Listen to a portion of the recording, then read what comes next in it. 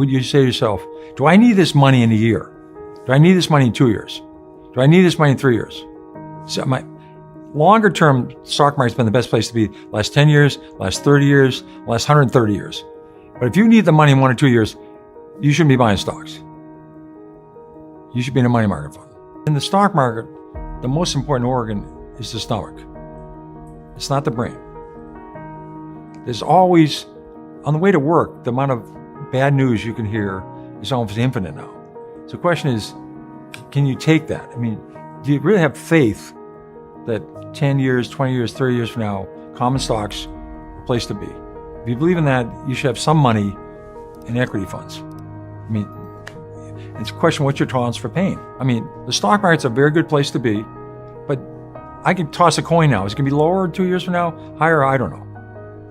More people lost money waiting for corrections and anticipating corrections than the actual corrections. Well, you ought to look in the mirror every day and say, what am I going to do if the market goes down 10%? What do you do if it goes down 20? Am I going to sell? Am I going to get out? If that's your answer, you should be reducing it today. Well, hey, there's perfect record. I think the 13 years I ran Magellan, the market went down 9 times, 10% or more. I had a perfect record. I went down more than the market. Every time I went down more. So I just didn't worry about it. Well, I think emerging markets, and that's not my expertise, but I mean, these markets have been really hammered. A lot of countries are doing a lot better, so I think there's potential there. That's not my expertise, but I think emerging markets could be a place to research. I never looked at the economy. I want to find out, the only thing I would look at what's happening right now. What's going to happen a year from now?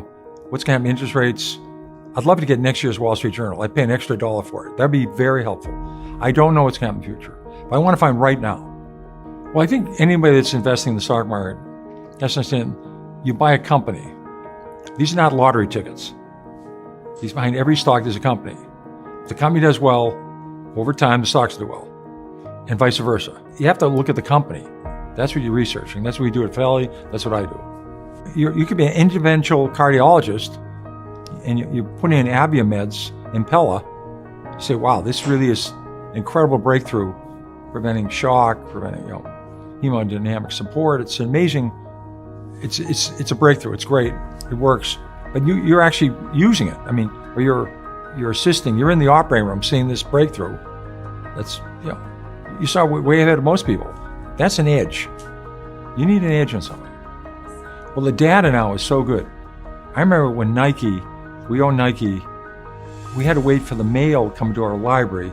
Now, when somebody reports earnings, it's telecast all over the world. They have an investor presentation, they show a balance sheet, so information is much better. So theoretically, the individual's edge has improved in the last 20, 30 years versus the professional. The data is there, it's free. But I think a lot of people, their problem is they have so many prejudices, there's so many biases, they won't look at a railroad. They won't look at an oil company. They won't look at a steel company. They're only going to look at companies growing 40% a year. They won't look at turnaround. So one thing, you just don't have so many prejudices and biases. I bought companies with unions. You have to really be agnostic. And a lot of people, they're just not flexible. I think flexibility is, and that's why Fidelity's had so many great fund managers. They're very flexible what they'll look at.